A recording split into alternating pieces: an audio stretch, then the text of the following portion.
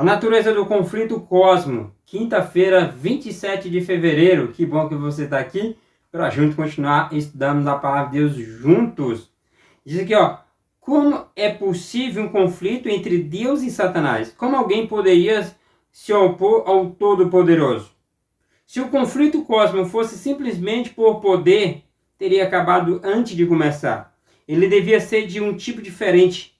Esse conflito, ele é um conflito diferente.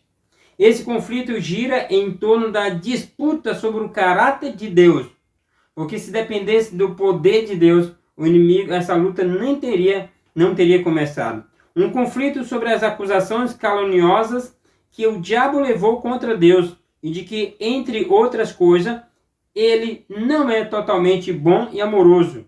Então, essa afirmação não pode ser desmentida pelo poder ou pela força bruta. Não é Deus destruindo Satanás de uma vez por todas que isso vai dizer que agora ele é um Deus bom e amoroso.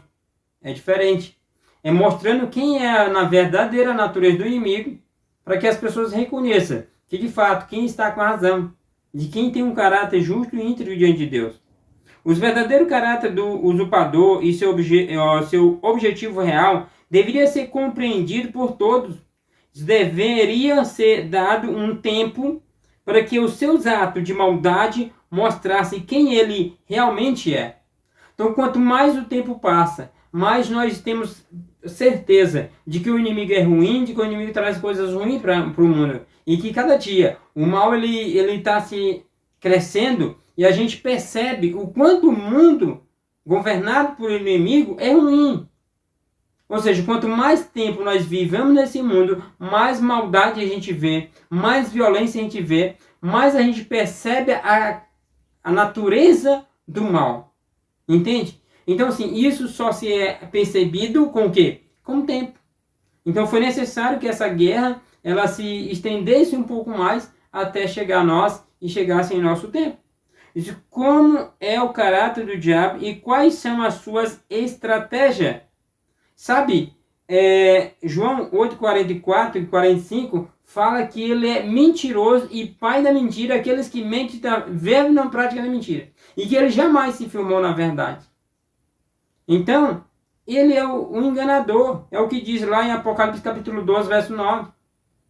O nome diabo significa enganador. Enganador, serpente. O diabo, serpente, Satanás está lá a descrição. Então é isso que ele é. Desde o início, o plano de Satanás é fazer com que as criaturas creiam que Deus não é justo e amoroso e que suas leis é opressiva. Isso, não é de admirar que Jesus se refira a ele como mentiroso e pai da mentira. João 8,44. E Jesus, por outro lado, veio ao mundo para dar testemunho de que, na verdade, João 8,37. Ou seja, o inimigo é o pai da verdade. Aliás, o inimigo é o pai da mentira. O inimigo é a própria mentira. E Jesus é o quê? Jesus é a própria verdade. Ele diz, eu sou o caminho, a verdade e a vida. Então, Cristo é a verdade. E combater a mentira de Satanás, derrotando-a, em última análise, destruir o diabo e seu poder. Esse é o papel de Deus. Ou seja, destruir o inimigo e seu papel. Mas isso leva o quê? Leva tempo. Leva tempo. Porque precisa o inimigo revelar a sua verdadeira natureza.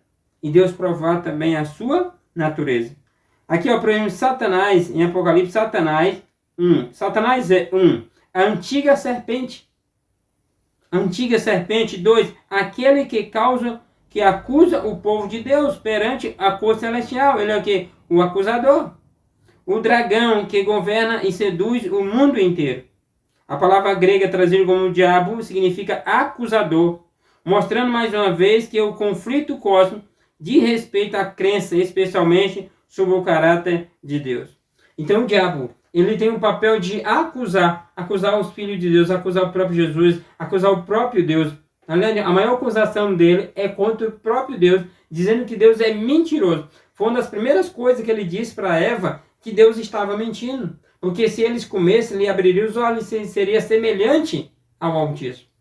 Então, meu irmão, minha irmã, que possamos nos firmar na verdade, que possamos nos apegar a Cristo e aprender deles todos os dias da nossa vida.